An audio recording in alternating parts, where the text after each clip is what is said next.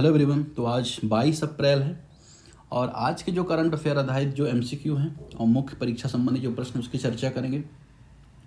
पहला प्रश्न बात करेगा जो SC ST का जो सब कैटेगराइजेशन हुआ उसके बारे में। आपको पता है कि भारतीय संविधान में अनुच्छेद 15(4) व 16(4) के तहत रिजर्वेशन का प्रावधान है। उसके अलावा अगर आप देखेंगे, यहाँ पर आप देखेंगे कि शेड्यूल कास्ट, शेड्यूल ट्राइब को आरक्षण, फिर उसके बाद OBC को दिया गया। अब EWS को भी 103rd कॉन्स्टिट्यूशन अमेंडमेंट के बाद 10% का आरक्षण दिया गया। अब उसमें जो भी वंचित हैं, जो ज़्यादा वंचित हैं, उनके उपवर्गीकरण उनका किया जा रहा है। उसके संबंध में ये आर्टिकल है। तेलंगाना भारत का पहला राज्य था जिसने अनुसूचित जातियों को उपवर्गीकरण लागू किया। तो ये बात एकदम सही है, तेलंगाना ने उपवर्गीकरण को लागू किया और इसका लाभ जो भी उपवर्गीकृत शेड्यूल कास्ट, शेड्यूल ट्राइब होंगे उनको यहाँ पर मिलने वाला है। ठीक है। दूसरा, मौजूदा कानून ढांचे के अनुसार संसद द्वारा पारित व्यक्तिगत राज्यों को SC ST जैसी आरक्षित श्रेणियों को स्वतंत्र रूप से उपश्रेणीकरण करने का अधिकार है। ये स्टेटमेंट यहाँ पर गलत है। अगर आप देखें, SC और ST का उपश्रेणीकरण करने का अधिकार संसद को देता है, ना कि राज्यों को। राज्य इन समूहों को स्वतंत्र रूप से उपश्रेणीकरण नहीं कर सकते जब तक संसद के स्वीकृत संविधान में संशोधन ना हो। प्रश्न क्रमांक 2 बात कर रहे हैं गिरते वैश्विक तेल मूल्य भारत में खाद्य मुद्रास्फीति को कम करने में अप्रत्यक्ष रूप से कैसे योगदान करते हैं। तो जाहिर सी बात है, अगर तेल के मूल्य गिर रहे हैं और खाद्य मुद्रास्फीति कम हो रही है तो कृषि के लिए परिवहन और इनपुट लागत कम हो रही है, जिस वजह से क्या हो रहा है, खाद्य मुद्रास्फीति कम हो रही है। तो ये इसका सही आंसर होगा। तीसरा प्रश्न बात करेगा हाल ही में संघीय बहसों में राज्यपाल की भूमिका क्यों सवाल के घेरे में आई है। क्योंकि राज्यपाल राज्य विधेयक को सहमति देने में देरी कर रहे हैं या अस्वीकार कर रहे हैं। सही बात है। आप तमिलनाडु राज्य के संदर्भ में आपने देखा होगा कि 10 विधेयकों को उन्होंने देरी की थी और इसके लिए उन्होंने अनुच्छेद 200 का हवाला दिया था। बाद में 201 और अनुच्छेद 200 को लेकर सुप्रीम कोर्ट का जजमेंट आया, जिसमें सुप्रीम कोर्ट ने कहा कि अनुच्छेद 200 के तहत राज्यपाल को जो शक्तियां हैं बिल के संबंध में वो सीमित हैं, समय सीमा के भीतर राज्यपाल को निर्णय लेना होगा। वहीं 201 के संदर्भ में राष्ट्रपति को भी समय सीमा के भीतर निर्णय लेना होगा। तब से यह मामला विवाद में आ गया। प्रश्न क्रमांक 4 भारत के हीट एक्शन प्लान के बारे में बात कर रहा है कि भारत में अगर आप देखेंगे लू के 300 से ज़्यादा दिन देखने को मिल रहे हैं। तो लू के लिए क्या प्लान किया गया है। हीट एक्शन प्लान बेसिकली पहली बार अहमदाबाद में लागू किया गया और उसका बेसिक पर्पज़ यही है कि प्रारंभिक चेतावनी प्रणाली के बारे में आप जान लो। तो पहले स्टेटमेंट यहाँ पे सही हो जाएगा। अब यहाँ पर सभी भवनों में अनिवार्य रूप सोलर टॉप, तो इसका इससे मतलब कोई नहीं है। दूसरा स्टेटमेंट गलत हो जाएगा। तो यहाँ पर ये सारे स्टेटमेंट गलत और जो ऑप्शन बी होगा that will be right. Question 4 last प्रश्न आज का बात करेगा मशीन युग में भविष्य के कार्य के लिए निम्नलिखित में से कौन से मुख्य कौशल पहचाने गए हैं। तो इसमें कौन कौन सी सही बात है। डाटा साक्षरता है, मैनुअल श्रम दक्षता है, तो ये बात नहीं है। मशीन युग में मैनुअल श्रम दक्षता के बारे में बात नहीं है। अब कम प्रासंगिक है ये। सिस्टम थिंकिंग, कोडिंग कौशल, तो ये 1, 3 और जो 4 है ऑप्शन बी इसका सही आंसर है। अगला प्रश्न बात करेगा भारत को संघवाद को चुनौती देने वाले मुद्दों पर विशेष रूप से राज्यपाल की भूमिका, केंद्रीकरण और स्वैच्छिक स्वायत्तता के संदर्भ में चर्चा करें। सहयोगात्मक संघवाद को मजबूत करने के उपाय का तो आपको पता होना चाहिए कि भारत क्या है। भारत अनुच्छेद 1 बात करता है India that is Bharat self union of state. Bharat जो कि इसी से इंडिया बोला जाता है क्या है, राज्यों का संघ है। राज्यों को भी अलग शक्तियाँ हैं और केंद्र को भी अलग शक्तियाँ हैं। इनके संबंध में राज्य सूची का प्रावधान है और केंद्र के संबंध में संघ सूची का प्रावधान है। तो उसमें एक दूसरे के वो कानून अपने अपने विषय पर बना सकते हैं। लेकिन कुछ विषय ऐसे होते हैं जिन पर क्या होता है, मामला विवाद हो जाता है। खासतौर पर इनके बीच लिंक जो होते हैं जिन विषयों पर, जैसे राज्यपाल हो गया, राज्यपाल के पद संबंधी विवाद होगा। तो ऐसे बहुत सारे चैलेंजेस निकल के सामने आते हैं जो संघवाद को चुनौती देते हैं। सबसे पहले तो आपको परिचय में आपको भारत के संघवाद के बारे में बताना है कि जो भारत का संघवाद है सह-अस्तित्व की बात करता है, राज्य व केंद्र शक्तियों के विभाजन की बात करता है, शक्ति संतुलन की बात करता है।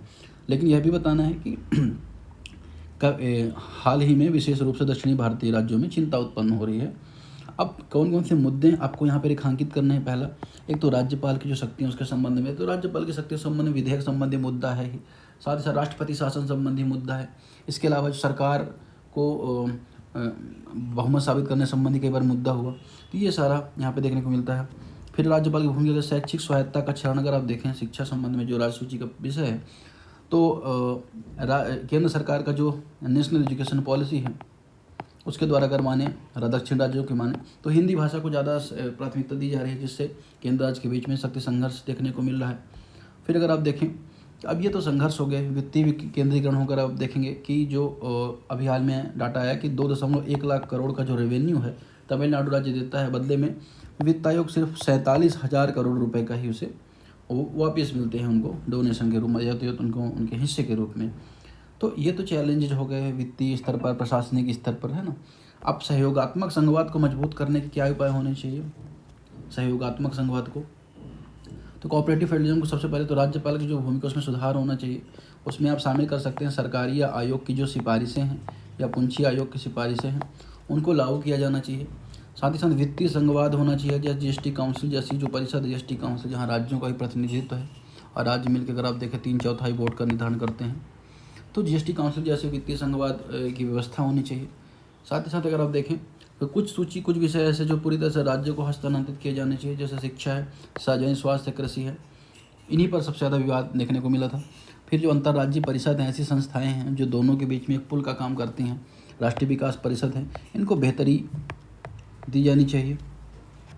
और एकता सहयोगात्मक संघवाद पर निर्भर करती है। केंद्र व राज्यों के बीच विश्वास, स्वायत्ता, संवाद को मजबूत करना चाहिए।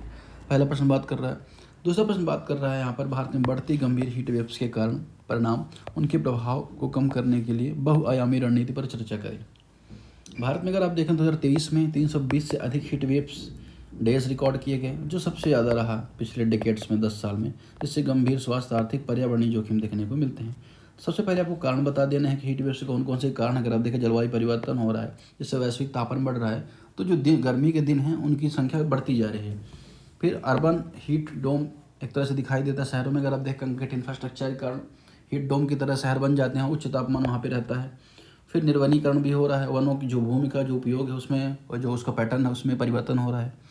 फिर परिणाम अगर आप देखें स्वास्थ्य पर प्रभाव, अगर आप देखें हीट स्ट्रोक देखने को मिल रहा है, गुर्दे की विफलता, किडनी फेलियर, हृदय संबंधी जो मामले हैं वे भी देखने को मिल रहे हैं। आर्थिक हानि भी अगर आप देखें तो जो श्रम बल है उसकी जो उत्पादक क्षमता है उसमें कमी आ रही है। साथ ही साथ अगर आप देखें कृषि पर प्रभाव आपको देखने को मिल रहा है। यहाँ पर हीट वेव से फसल उत्पादन को प्रभावित करता है, विशेष रूप से रबी के सीजनों में।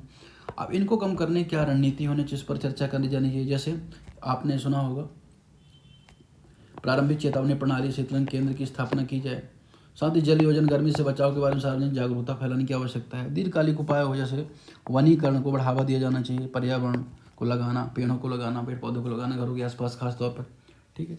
इसके अलावा ठंडी छतें, परावर्तक फुटपाथ होना चाहिए। एनडीएम में WHO के दिशा निर्देशों के अनुसार आपातकालीन प्रबंधन होना चाहिए। हीट वेव से बढ़ती हुई सार्वजनिक स्वास्थ्य आपातकाल बन गई है।